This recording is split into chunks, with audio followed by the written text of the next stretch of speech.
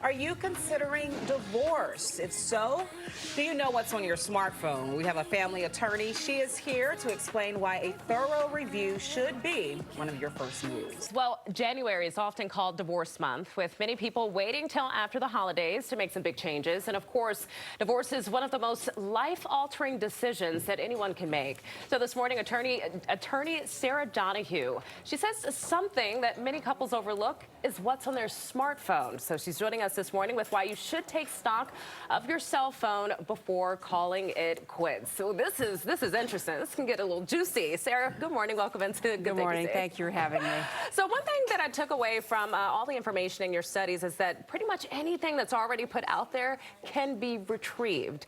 So talk about what we think may just poof, disappear once we hit delete, but it may actually still be around. Oh, almost nothing is deleted when you hit delete. And if you're in the course of like divorce litigation or post-judgment divorce litigation, and you start deleting potential evidence such as bank records or emails that are damaging to particular paramour or things pertaining to custody, and it can ultimately come back to bite you because it can be determined that you've deleted it, and then you have, I think, bigger problems. Now, some of the more obvious things, social media postings, right? Someone can take time to go back and look at pictures, see how you're living, which can also contradict what you may say when it comes to finances, but also photos and emails, like you say. Photos in particular, geodata. Yes, it's photos, paints 1,000 words, it just, you can see it, you can see the date on it, you can see the location, you can see the time.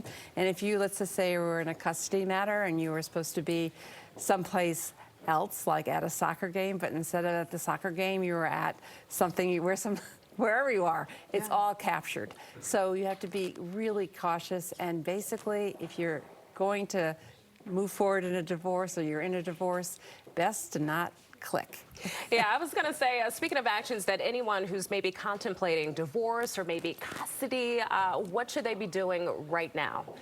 As far as social media, they should be doing nothing. If you want to take a picture of your 92-year-old grandmother at her birthday party, please do. But don't be taking pictures of other things that could get you in trouble. It's just a hotbed of problems, and it can hurt you financially, it can hurt you in a custody case. It can hurt you, as far as grounds for divorce, the reasons for the estrangement of the marriage.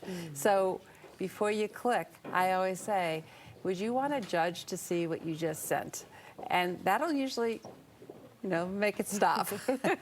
Now, obviously, we have you here today to give this advice, but what if someone already has emails out there or maybe a text message that they regret? Is it essentially too late? Well, oftentimes, yes. I would say it's too late because everything is able to be tracked, and also once you're started divorce, if you're in litigation, you can't be eliminating or destroying evidence because that'll get you in bigger trouble. Right. So you really need to move forward, and not do anything going forward that you would be concerned about as far as photos or bank records or anything. You just need to fly straight.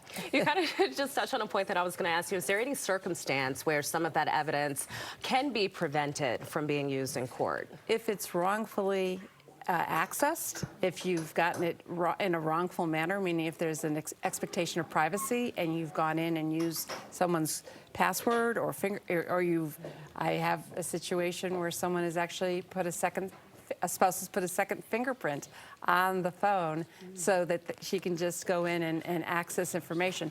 Wrong, wrong, wrong.